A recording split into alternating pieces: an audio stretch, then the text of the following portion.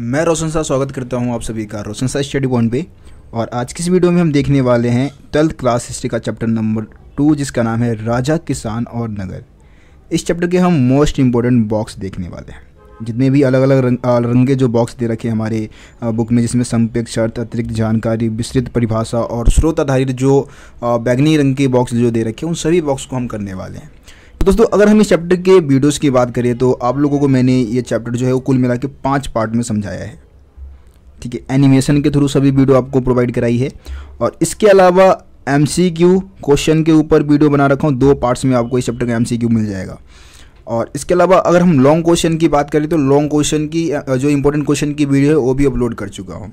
और आज की इस वीडियो में हम इस चैप्टर के जितने भी बॉक्स है उन सभी बॉक्स को रगड़ने वाले हैं, उन सभी बॉक्स को हम करने वाले हैं। तो ध्यान से आप लोगों को वीडियो को देखना है, क्योंकि मैं आपको पहले ही बता चुका हूँ कि यार बॉक्स से लॉन्ग क्वेश्चन तो कोई आएगा नहीं, लेकिन जो MCQ में आपका क्या है कि बॉक्स से क्वेश्चन पूछे जाते हैं, इसलिए हमारे को बॉक्स करना ज़रूरी है। और बहुत सारी जानकारी आपको इतिहास के बारे में इन बॉक्स में दी गई है, आपके टॉपिक से जुड़ी हुई चीज़ें ही बताई गई है, तो बॉक्स को करना इसलिए भी ज़रूरी है। सो दोस्तों, इस चैप्टर के अब हम बॉक्स को देखना स्टार्ट करते हैं। आपको पता है कि इस चैप्टर का जो समय काल है वो 600 ईसा पूर्व से लेकर 600 ईस्वी के बारे में इतिहास की जानकारी देता है। और इसमें विशेषकर हम बात करें तो राजनीतिक और आर्थिक इतिहास। आपको पता है कि भाई चैप्टर नंबर 3 और 4 का भी समय काल क्या है, 600 ईसा पूर्व से 600 ईस्वी है। लेकिन इस चैप्टर में हम इस समय काल के राजनीतिक और आर्थिक इतिहास को समझने वाले हैं, मतलब समझ चुके हैं। वैसे चैप्टर की वीडियो तो मैं आपको प्रोवाइड करा चुका हूँ। तो अगर हम सबसे पहले बॉक्स की बात करते हैं, ऊपर आपको इंट्रोडक्शन दे रखा है और ये सारा कुछ हम समझ चुके हैं। यहाँ पे देखिए एक छोटा सा बॉक्स में बता रखा है अभिलेख शास्त्र। अभिलेख शास्त्र क्या है? तो अभिलेख शास्त्र क्या है? अभिलेखों का अध्ययन करना ही अभिलेख शास्त्र कहलाता है। अब भैया अभिलेख क्या है? अभी आगे हम अभिलेख के बारे में बात करने वाले हैं। और अभिलेख शास्त्री होते हैं, देखो अभिलेख शास्त्री हम उन लोगों को कहते हैं, उन विद्वानों को कहते हैं जो क्या करेंगे, अभिलेखों का अध्ययन करेंगे। और अभिलेख शास्त्र में हम क्या करते हैं, जो पुराने समय के जितने भी अभिलेख लिखे गए थे, पॉलिश पत्थर या चट्टान पर लिखे गए थे, उन सभी अभिलेखों का हम अध्ययन अभिलेख शास्त्र के अंतर्गत करते हैं। अब देखिए अगले पेज पे ही बॉक्स दे रखा है अभिलेख। इसमें अभिलेख का मतलब बता रखा है। तो अभिलेख होता क्या है? अभिलेख किसी पत्थर, धातु या मिट्टी के बर्तनों में कोई भी शब्द खोद के लिखे गए हैं, है ना, क्या किए गए हैं, जो शब्द खुदे हुए हैं उसको हम क्या बोलेंगे, अभिलेख बोलेंगे। अब अभिलेखों से हमें क्या पता चलता है? तो पुराने समय के जो राजा महाराजा थे या जो कोई फेमस व्यक्ति है ना, तो वो क्या करते थे, अभिलेख लिखवाते थे। और अभिलेखों में अपने क्रियाकलाप के बारे में, अपनी उपलब्धियों के बारे में, अपने विचार व्यक्त करते थे उसमें। तो अभिलेखों से हमें क्या है कि महिला, पुरुष और राजा महाराजा इन सब के बारे में हमें बहुत विस्तृत जानकारी मिल जाती है। विशेषकर अगर हम बात करें तो ज़्यादा फेमस लोग अभिलेख लिखवाया करते थे। गरीब लोग या फिर जो किसान हैं, मजदूर है, वो तो लिखवाते नहीं थे। तो उन सभी लोगों के बारे में हमारे को जानकारी मिल जाती है अभिलेखों से। अब देखिए अभिलेखों की हम भाषा की बात कर लेते हैं, जो आपको जानना बहुत ज़रूरी है कि भाई पुराने समय के जो अभिलेख थे वो कौन सी भाषा में लिखे जाते थे। तो अभिलेख की अगर हम भाषा की बात करें तो भाई प्राचीनतम अभिलेख प्राकृत भाषा में लिखे गए थे। अबे भैया ये प्राकृत भाषा है क्या? देखिए प्राकृत भाषा जो है वो जन सामान्य की भाषा होती है, मतलब उस समय जो आम लोग, आम नागरिक जिस भाषा का इस्तेमाल करते थे वो प्राकृत भाषा हो गया। ठीक है, तो ये मतलब एक तरीके से प्राकृत भाषा में पुराने समय के अभिलेख लिखे गए थे। जैसे कि हम अजातशत्रु की बात कर लेते हैं, हम अशोक की बात कर लेते हैं, तो ये ज़्यादातर राजा जो थे वो कौन सी भाषा में अपने अभिलेख लिखवाया करते थे? प्राकृत भाषा में लिखवाया करते थे। और दूसरी भाषा भी है, जैसे कि यहाँ पे तमिल भाषा की हमने बात कर रखी है, तमिल है, पाली है, संस्कृत है, इन सब भाषाओं में भी अभिलेख लिखे गए थे। लेकिन ज़्यादातर जो अभिलेख लिखे गए थे वो प्राकृत भाषा में लिखे गए थे। तो मैं उम्मीद करता हूँ आपको अभिलेख के बारे में समझ में आ गया होगा। अब हम बात करते हैं जनपद। जैसे कि आपको पता है कि 600 ईसा पूर्व के काल में ना 16 महाजनपदों का विकास हुआ था। कितने महाजनपदों का विकास हुआ? 16 महाजनपद, है ना। अब महाजनपद, तो यहाँ पे आपको जनपद का मतलब बता रखा है, जन और पद, है ना, जन प्लस पद, क्या हो गया? जनपद। अब जन मतलब है लोग, जन का मतलब क्या होगा भाई? जन का मतलब होगा लोग, जनता, आम नागरिक। और पद का मतलब क्या है? अब पद मतलब कोई व्यक्ति पोस्ट समझ लेता है, जो कोई किसी पोस्ट पे होता है ना वो समझ लेता है, वो पद नहीं है। पद यहाँ पे पैर है, पद मतलब पैर। यानी कि आपको पता होगा पुराने समय में ना बहुत सारे इलाके क्या रहते थे, बिल्कुल खाली रहते थे। जंगल है या कोई मैदानी इलाका है जो बिल्कुल खाली है, वहाँ पे कोई समुदाय के, कई समुदाय के लोग गए, वहाँ पे अपना कदम रखा, अपने पैर रख दिए और वहाँ पे क्या कर दिया उन्होंने, उस जगह पे रहना स्टार्ट कर दिया। ठीक है, तो वो क्या हो जाएगा? जनपद हो जाएगा। तो जनपद यानी कि एक ऐसा भूखंड जहाँ पे कोई जन या कोई कुल जो है वो अपना पैर रखता है और वहाँ पे बस जाता है, वही जनपद कहलाएगा। और धीरे धीरे क्या होगी, यहाँ पे संख्या धीरे धीरे बढ़ने लग जाएगी। संख्या बढ़ेगी, कोई राजा बनेगा यहाँ का, है ना, इसकी राजधानी बनाई जाएगी और धीरे धीरे फिर यही जनपद क्या बन जाएंगे, महाजनपद बन जाएंगे। ठीक है, तो इसको हम एक तरीके से जनपद बोलेंगे। आगे बढ़ते हैं भाई, अगले पेज पे आप देखेंगे यहाँ पे ओलिगार्की यानी कि समूह शासन का अर्थ बता रखा है। तो भाई समूह शासन से या ओलिगार्की से आप क्या समझते हैं? समूह शासन का मतलब ही क्या है कि भाई जहाँ पे सत्ता किसी एक व्यक्ति के हाथ में नहीं होगा बल्कि पूरे समूह के हाथ में होगा सत्ता। ठीक है, मतलब समूह एक तरीके से ग्रुप बना के जहाँ पे शासन व्यवस्था चला जाएगा उसको हम क्या बोलेंगे, समूह शासन बोलेंगे। सिंपल सा अर्थ इसका आप ये बता दें। आगे बढ़ते भाई, अगले पेज पे एक और बॉक्स दे रखा है यहाँ पे भाषा और लिपि। इसमें अभिलेख के भाषाओं की बात की गई है, अभिलेख के बारे में बताया गया है और विशेषकर सम्राट अशोक के अभिलेख के बारे में बताया गया। तो सम्राट अशोक के अभिलेख कौन सी भाषा में लिखे गए थे? तो यहाँ पे सिंपल सी हम बात करेंगे कि भाई सम्राट अशोक के ज़्यादातर अभिलेख की जो भाषा थी वो प्राकृत भाषा थी। यहाँ पे दो चीज़ें आपको समझना है। अब दो चीज़ें क्या समझना है भाई, एक तो भाषा और एक आपको समझना है लिपि। ठीक है, लिपि क्या होता है, भाषा और लिपि में क्या अंतर है? तो देखिए, भाषा जिसका इस्तेमाल आप बोलने के लिए करते हैं, ठीक है, भाषा हम किसका इस्तेमाल किस लिए करते हैं, बोलने के लिए करते हैं। अब लिपि क्या है? लिपि एक तरीके से लिखने का माध्यम है, प्रतीक चिन्ह है। जैसे कि मैंने मान लो मगध लिखा तो म, पहला अक्षर मैंने क्या लिखा, म, उसके बाद मैंने क्या लिखा, ग, उसके बाद मैंने क्या लिखा, ध। तो ये क्या है, म ग ध, ये क्या है, प्रतीक चिन्ह है और ये क्या होगा, लिपि होगा। ठीक है, और भाषा यानी कि जिसका इस्तेमाल हम क्या कर रहे हैं, बोलने के लिए कर रहे हैं, तो वो भाषा हो जाएगा। तो देखो यहाँ पे अगर हम बात करें कि अशोक के अभिलेख किस भाषा में लिखे गए थे, तो प्राकृत भाषा में लिखे गए थे ज़्यादातर अभिलेख। लेकिन जो पश्चिमोत्तर भाग से जो अभिलेख मिले, पश्चिमोत्तर भाग यानी कि पश्चिमोत्तर भाग का मतलब क्या है, जैसे कि आप अगर इधर आपको पता है कि भाई हमारे इंडिया के मैप को अगर हम देखें ध्यान से, अगर आप देखें तो इधर जो पाकिस्तान और इधर जो अफ़गानिस्तान है ना, पाकिस्तान और अफ़गानिस्तान वाला भाग कौन सा भाग कहलाएगा, पश्चिमोत्तर भाग कहलाएगा। और यहाँ से जो अभिलेख मिले हैं वो कौन सी भाषा में लिखे गए थे, आरामीक और यूनानी भाषा में मिले हैं भाई। तो ये चीज़ याद रखना, एक नंबर में क्वेश्चन आता है कि पश्चिमोत्तर भारत से जो अशोक के अभिलेख मिले वो किस भाषा में लिखे गए थे, तो आरामीक और यूनानी। अब लिपि की बात कर ले तो आपको पता है कि भाई अशोक के अधिकांश अभिलेख किस लिपि में लिखे गए थे, ब्राह्मी लिपि में लिखे गए थे। ठीक है, और पश्चिमोत्तर भारत से जो अभिलेख हमारे को अशोक के मिले हैं वो कौन सी लिपि में लिखे गए थे, खरोष्टी लिपि में लिखे गए थे। ठीक है, बाकी आरामीक लिपि भी है, भाषा भी है और लिपि भी है। तो इसका प्रयोग भी जो अफगानिस्तान से बहुत सारे अशोक के अभिलेख मिले हैं वो आरामीक और यूनानी लिपि में मिले हैं हमारे को। सो दोस्तों ये अभिलेख के भाषा और लिपि के बारे में था। अब हम आगे बढ़ते हैं, अगले बॉक्स को देखते हैं। और यहाँ पे सम्राट के अधिकारी क्या कार्य करते थे, बिल्कुल ही इंपॉर्टेंट बॉक्स नहीं है, इसको हम रहने देते हैं, फालतू की चीज़ें बता रखी है, जिसमें भी कोई खास जानकारी नहीं दे रखी। यहाँ पे हम सरदार और सरदारी की बात कर लेते हैं, काफ़ी इंपॉर्टेंट बॉक्स है।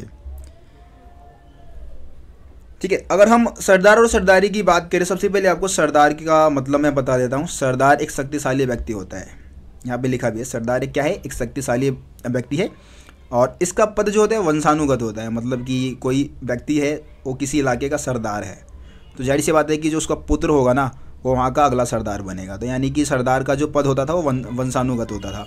और सरदार क्या करता था, अपने इलाके में जो भी चीज़ें हैं उन सभी चीज़ों के ऊपर नियंत्रण रखता था अपना। और जैसे कि विशेष मतलब कार्य, सरदार के कार्य में यहाँ पे बता भी रखा है कि भाई सरदार के कार्यों में विशेष अनुष्ठानों का संचालन, यानी कि कोई भी यज्ञ है, कोई त्यौहार है, उसका संचालन करता था। युद्ध के समय क्या करेगा, नेतृत्व करेगा, अपने इलाके में जो भी उसके इलाके में विवाद हो रहा है उसको सुलझाएगा, उसमें मध्यस्थता की भूमिका निभाएगा। ठीक है, अपने अधीन लोगों से क्या करेगा, जो उसके अधीन है, जो उसके कंट्रोल में, उन सबसे क्या करेगा, वो भेंट वसूलेगा, है ना। ठीक है, तो ये सारे काम कौन करता था, सरदार करता था। और सरदारी क्या, सरदारी एक ऐसा इलाका जहाँ पे क्या करेगा, सरदार अपना अधिकार जमा के रखेगा, तो सरदारी कहलाएगा। सरदारी एक तरीके से एक होता है स्वामित्व, जहाँ पे आपका स्वामित्व हो, जहाँ पे आपका अधिकार हो, वो सरदारी होगा। और सरदार कोई व्यक्ति है, शक्तिशाली व्यक्ति, उसको हम सरदार बोलेंगे।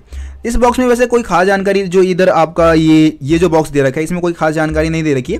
बस इसमें नीचे यूनानी स्रोत के अनुसार मौर्य सम्राट के पास जो सैनिकों की संख्या थी उसके बारे में बता रखा है कि भाई 6 लाख पैदल सैनिक थे, है ना, 30,000 घुड़सवार और 9,000 हाथी रहित जो सिपाही है, मतलब सैनिक है, वो उनके पास मौजूद था। बाकी ऊपर आप देखेंगे तो भाई कोई खास जानकारी नहीं दे रखी है।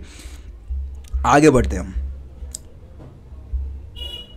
वैसे भी आपको पहले ही बता चुका हूँ कि जितने भी बैगनी रंग के जो बॉक्स दे रखे हैं वो ज़्यादातर स्रोत आधारित क्वेश्चन में पूछे जाते हैं।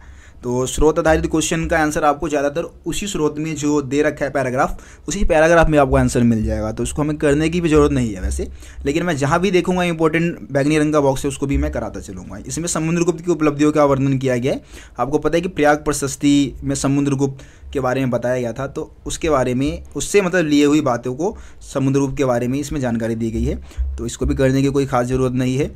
हाँ, यहाँ पे ये देखो, ये बैगनी रंग के जो बॉक्स में ये जो चीज़ें दे रखी है, कंटेंट दे रखा है, इसको हमें समझना बहुत ज़रूरी है। गुजरात की सुदर्शन झील, सुदर्शन झील के बारे में आप जाने ये है क्या सुदर्शन झील।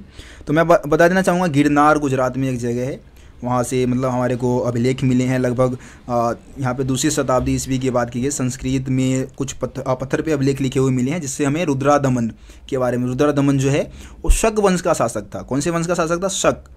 अब ये शक वंश क्या है भाई? तो अगर हम गुजरात की बात करें तो गुजरात से शक वंश क्या कर रहे थे? शासन कर रहे थे। और इसका जो सबसे फेमस जो राजा था वो रुद्रादमन था। अब रुद्रादमन का वर्णन भाई भारतीय इतिहास में क्यों किया गया है, इसका उल्लेख बहुत बार देखने को मिलेगा। आप आगे कॉलेज में जाएंगे तो वहाँ पे भी इसके बारे में आप पढ़ेंगे। तो इसने क्या किया था, सुदर्शन झील जो गुजरात में था, तो वहाँ का उसने सुदर्शन झील का क्या कर दिया था? पुनर्निर्माण करवाया। मतलब सुदर्शन झील उस समय क्या था, गुजरात में खेतों की सिंचाई के लिए क्या था, महत्वपूर्ण स्रोत था, जल का महत्वपूर्ण स्रोत था। कौन सा झील? सुदर्शन झील। सुदर्शन झील का कुछ कारणवश क्या होता है, तटबंध टूट जाते हैं। तो रुद्रादमन ने क्या किया, वो सुदर्शन झील जो था उसके बांध जो टूट गया था उसका पुनर्निर्माण करवाया था। ठीक है, और पुनर्निर्माण करने में जो खर्चा आया, उस खर्चा को पूरी तरीके से उसने मतलब खुद से खर्चा किया, उसने लोगों से 1 रुपया भी नहीं लिया। तो इस कारण ये फेमस हो गया था उस समय। और मैं आपको बता दूं, सुदर्शन झील का जो निर्माण है वो मौर्य काल में करवाया गया था। मौर्य काल में एक स्थानीय राज्यपाल था उस इलाके का, राज्यपाल, उस राज्यपाल ने क्या किया था, सुदर्शन झील का निर्माण करवाया था। और इसका पुनर्निर्माण जो है वो रुद्रादमन ने करवाया था। ठीक है, ये चीज़ आपको याद करके रखना है। अब हम आगे बढ़ते हैं। यहाँ पे धान की रुपाई के बारे में बता रखा है। भाई धान की रुपाई कैसे की जाती है, तो आपको पता होगा, जो बच्चे गांव में रहते होंगे उनको पता है कि भाई धान की रुपाई कैसे की जाती है। धान की रुपाई के लिए सबसे पहले तो भाई देखो, अत्यधिक वर्षा की ज़रूरत होती है ना। जहाँ जिस क्षेत्र में बहुत ज़्यादा पानी हो तो उस क्षेत्र में धान की फसल अच्छी होती है। और धान की फसल करने के लिए पहले क्या करेंगे, धान को अंकुरित, मतलब जो है अंकुरित करके उसको थोड़ा सा छोटा छोटा पहले फसल उगाया जाता है धान का, है ना। फिर उसको एक खेत से उसको निकाल के फिर खेत में कीचड़ टाइप का करके फिर उसको दूसरे खेत में क्या करते हैं, उसको रोपा जाता है ना। इस तरीके से धान की फसल की जाती है। तो वही खास जानकारी इसमें देना ही रखी है और पूछा भी नहीं जाएगा यहाँ से आपके एग्जाम में क्वेश्चन। आगे बढ़ते हैं। यहाँ पे मनुस्मृति के बारे में इस बॉक्स में बता रखा है, बहुत ही इंपॉर्टेंट है भाई। सीमाओं का महत्व, इसमें मनुस्मृति के बारे में जो यहाँ से यहाँ तक जानकारी दे रखी है ना 2-3 लाइन में, वो बहुत ही ज़्यादा इंपॉर्टेंट है। अब भैया क्या जानकारी दे रखी है, देखो, मनुस्मृति भारत का सबसे प्रसिद्ध विधि ग्रंथ है। विधि ग्रंथ यानी कि जिसमें नियम, कायदे, कानून लिखे गए हैं। मतलब जैसे इस समय हमारा संविधान है ना, संविधान में सारे नियम, कायदे, कानून क्रम वाइज लिखे गए हैं। इसी तरीके से पुराने समय में समाज को किसके माध्यम से चलाया जाता था, मनुस्मृति के माध्यम से चलाया जाता था। और मनुस्मृति में सारे नियम, कानून लिखे गए थे। इसकी रचना कब की गई थी? 200 ईसा पूर्व से 200 ईस्वी, डेट दे रखा है भाई। 200 ईसा पूर्व से 200 ईस्वी के दौरान इसकी रचना हुई थी। और मनु एक ऋषि थे, उन्होंने क्या किया था, मनुस्मृति की रचना की थी। ठीक है, बस यहाँ पे यही काम की चीज़ है, बाकी नीचे आप फालतू की चीज़ें पढ़ेंगे और कुछ है नहीं नीचे। गृहपति, गृहपति मतलब, अब गृहपति मतलब बता रखा है। गृहपति मतलब क्या होता है, गृहपति यानी कि घर का मुखिया। ठीक है, जो घर का मुखिया है उसको हम क्या बोलेंगे, गृहपति बोलेंगे। और ये गृहपति यानी घर का मुखिया तो किस पे नियंत्रण रखेगा, महिलाओं पे, बच्चे हैं, नौकर है, दास है, उन सब पे नियंत्रण रखता था ये गृहपति। ठीक है, यानी घर का मालिक है भाई वो। आगे बढ़ते हैं। यहाँ पे हाँ, एक और बैगनी रंग के इस बॉक्स में भी बहुत ही इंपॉर्टेंट जानकारी दे रखी है भाई। हर्षवर्धन के बारे में बता रखा है। हर्षवर्धन, अब भैया ये हर्षवर्धन था कौन? देखो, हर्षवर्धन जो था ना वो कन्नौज का राजा था। कहाँ का राजा था? कन्नौज का राजा। यहाँ पे दे रखा है, देखो, कन्नौज यूपी में है ये। बहुत ही मध्यकाल आने से पहले कन्नौज का महत्व बहुत ज़्यादा था। और पाटलिपुत्र का जब महत्व खत्म हो जाता है ना, तो उसके बाद कन्नौज का महत्व बढ़ जाता है, क्योंकि पूर्व मध्यकाल में, मतलब मध्यकाल से पहले लगभग मैं बात कर रहा हूँ 8वीं सदी के आसपास, 8वीं-9वीं सदी के आसपास कन्नौज का विशेष महत्व था भारत में। जितने भी मतलब रेशम मार्ग यहाँ से गुजरता था होगी। इसके अलावा कन्नौज की भूमि बहुत ज़्यादा उपजाऊ थी, तो बहुत सारे राजवंशों ने क्या किया था, कन्नौज पर नियंत्रण रखने के लिए कई बार आक्रमण किए एक दूसरे के ऊपर और बहुत ज़्यादा संघर्ष हुआ। तो देखिए कन्नौज का जो सबसे फेमस राजा हुआ वो हर्षवर्धन हुआ, ठीक है। और हर्षवर्धन के बारे में जानकारी प्राप्त करने का एक महत्वपूर्ण स्रोत है हमारे पास हर्षचरित्र, ठीक है। तो हर्षचरित्र की अगर हम बात करें तो हर्षचरित्र का जो रचनाकार था वो बाणभट्ट था, ठीक है। बाणभट्ट कहाँ का रहने वाला था भाई, मतलब हर्षवर्धन का ये राजकवि था। पुराने समय आपको पता है कि जितने भी राजा महाराजा होते थे वो क्या करते थे, अपने दरबार में अपना राजकवि रखा करते थे, ठीक है। और उस समय काल की अगर हम बात करें तो जैसे कि हम हर्षवर्धन की बात करें तो हर्षवर्धन ने जो शासन किया था लगभग 7वीं सदी में किया था, ठीक है। उसके मरने के बाद भी 7वीं सदी में तो भाई कन्नौज का विशेष महत्व था ही था, लेकिन 8वीं-9वीं सदी यानी कि उसके मरने के बाद भी जो ये कन्नौज है उसका विशेष महत्व रहा। तो जो हर्षवर्धन है, हर्षवर्धन की मृत्यु लगभग 646-47 के आसपास हो जाता है, तो उसके मरने के बाद भी कन्नौज का विशेष महत्व रहता है। और आपको पता है हर्षवर्धन के बारे में जानकारी प्राप्त करने का सबसे महत्वपूर्ण स्रोत हर्षचरित्र है। किसने लिखी थी इसको, तो हर्षवर्धन का राजकवि था जिसका नाम क्या है, बाणभट्ट, ठीक है। बस यहाँ पे आप यही चीज़ जानकारी रख ले, बहुत है। आगे बढ़ते हैं। प्रभावती गुप्त, और ये गांव की कहानी बता रखी है, कुछ नहीं है, फालतू की चीज़ें है। अग्रहार की बात कर लेते भाई, अग्रहार है क्या, तो अग्रहार हम उस भूमि को कहते हैं ना जो ब्राह्मणों को दान में दी जाती थी। पुराने समय में भाई रिवाज था कि राजा महाराजा जमींदार क्या करते थे, ब्राह्मणों को भूमि दान दिया करते थे, तो उस भूमि को हम क्या बोलते हैं, अग्रहार बोलते हैं, ठीक है। और मतलब अग्रहार भूमि पे किसी प्रकार का कोई कर नहीं लगता था, मतलब इस पर अगर कोई खेती करे ना कोई ब्राह्मण, तो उनको ब्राह्मणों को कोई कर नहीं देना पड़ेगा, ठीक है। तो ये हो गया आपका अग्रहार।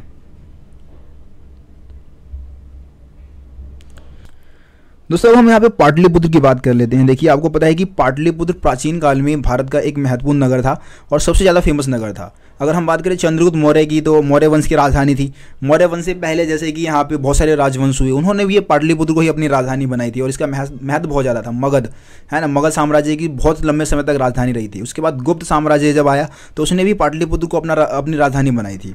अब देखो पाटलिपुत्र का इतिहास क्या है। पाटलिपुत्र का जो जन्म है वो पाटलिग्राम नामक एक गाँव से हुआ है। एक गांव था पाटलिग्राम, उससे पाटलिपुत्र नाम निकला है, ठीक है।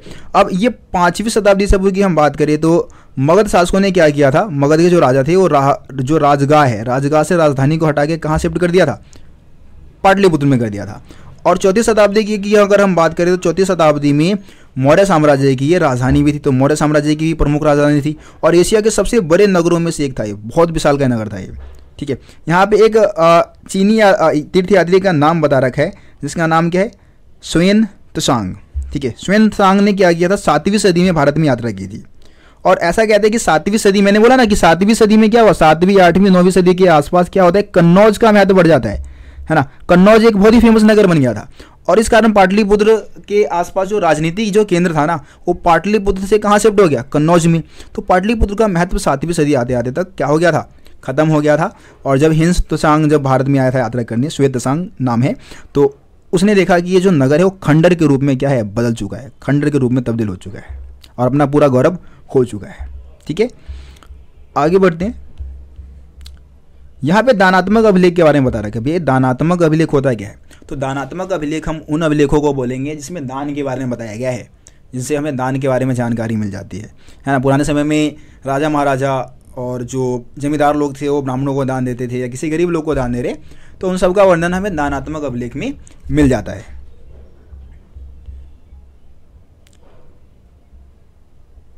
आगे बढ़ते हैं हम। यहाँ पे एक और 2 शब्द देखने वाले हैं। यहाँ पे एक तो पेरिपल्स है आपका, और पेरिपल्स जो है यूनानी भाषा का शब्द है और इसका अर्थ क्या होता है, समुद्री यात्रा।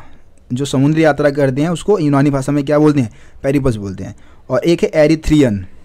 एरिथ्रियन क्या है, यूनानी भाषा का ये भी शब्द है और यूनानी भाषा में हम लाल सागर को क्या बोलते हैं, लाल सागर को क्या बोला जाता है, एरिथ्रियन बोला जाता है। और समुद्री यात्रा को क्या बोलते हैं, पेरिपल्स बोलते हैं, ठीक है। तो ये 2 शब्द यहाँ पे थे। उसके बाद हम मुद्रा शास्त्र की बात कर लेते हैं। भैया ये मुद्रा शास्त्र क्या है, मुद्रा शास्त्र है सिक्कों का अध्ययन। पुराने समय में बहुत सारे सिक्के डाले गए थे, सोने के, चांदी के, तांबे के। उन सिक्कों का अध्ययन करना ही मुद्रा शास्त्र कहलाएगा। उन सिक्कों पे हर एक जो साम्राज्य है उसका प्रतीक चिन्ह होता था, राजाओं के नाम वगैरह होते थे। उन सभी चीज़ों को देखकर इतिहास के बारे में जानकारी जुटाते हैं, तो उसको हम क्या बोलते हैं, मुद्रा शास्त्र। ठीक है, और जो मुद्राओं का अध्ययन करने वाले जो व्यक्ति होंगे उनको हम क्या बोलेंगे, मुद्रा शास्त्री बोलेंगे। ठीक है, तो ये आपका मुद्रा शास्त्र हो गया। आगे बढ़ते हैं। इस बॉक्स में तो भाई कोई खास जानकारी नहीं दे रखी है, तो रहने देते हैं इसको।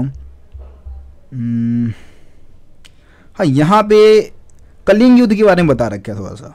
ठीक है, जैसे कि आपको पता होगा कि भाई जो सम्राट अशोक था, सम्राट अशोक ने क्या किया था, जब उसका राज्याभिषेक हो गया था, तो राज्याभिषेक के 8वें वर्ष में उसने क्या किया था, कलिंग पर हमला किया था। लगभग मैं अगर डेट की बात करूँ ना, तो 261 ईसा पूर्व, आप सर्च कर लेना कहीं भी, यही डेट होगा, 61 या 62। वैसे 61 ज़्यादातर आपको गूगल भी करेंगे तो 61 ही नज़र आएगा। तो 2061 ईसा पूर्व में इसने क्या किया था, कलिंग को जीतने के लिए कलिंग पर हमला किया था। आपको पता है कि भारत में, पूरे भारत में फैला हुआ था मौर्य साम्राज्य, लेकिन कलिंग एक ऐसा इलाका था जिसको ना तो चंद्रगुप्त मौर्य जीत पाया था और ना ही चंद्रगुप्त मौर्य का जो पुत्र था बिंदुसार, वो जीत पाया था। तो अशोक ने सोचा कि जो काम मेरे दादाजी नहीं कर पाए, जो काम मेरे पापा जी नहीं कर पाए, उस काम को मैं करूंगा और मैं कलिंग को जीतूंगा। कलिंग पर हमला कर दिया भाई। हमला में देखा कि बहुत सारे निर्दोष लोग मारे गए, बहुत सारे महिला पुरुष की मृत्यु हुई। ठीक है, जिनका कोई दोष नहीं था वो सब मारे गए। तो इस हिंसा को देखते हुए वो बौद्ध धर्म को अपना लेते, आप लोगों को पता होगा, है ना। तो बौद्ध धर्म को अपना लिया और बौद्ध धर्म को फैलाने के लिए अपना विशेष योगदान दिया। तो इस बॉक्स में ये सारी चीज़ें बता रखी है। आगे देख लेते भाई, आगे कुछ नहीं है, जितने भी बॉक्स थे वो मैंने करवा दिए हैं। आपको पता है भाई, काल रेखा वाला जो है, यहाँ से कोई भी क्वेश्चन एग्जाम में आपके नहीं आएगा, बस अतिरिक्त जानकारी के लिए। देखो यार, किसी भी स्टूडेंट को किसी भी टॉपिक में दिक्कत है, आप मेरे को बेझिझक कमेंट में बता सकते हैं।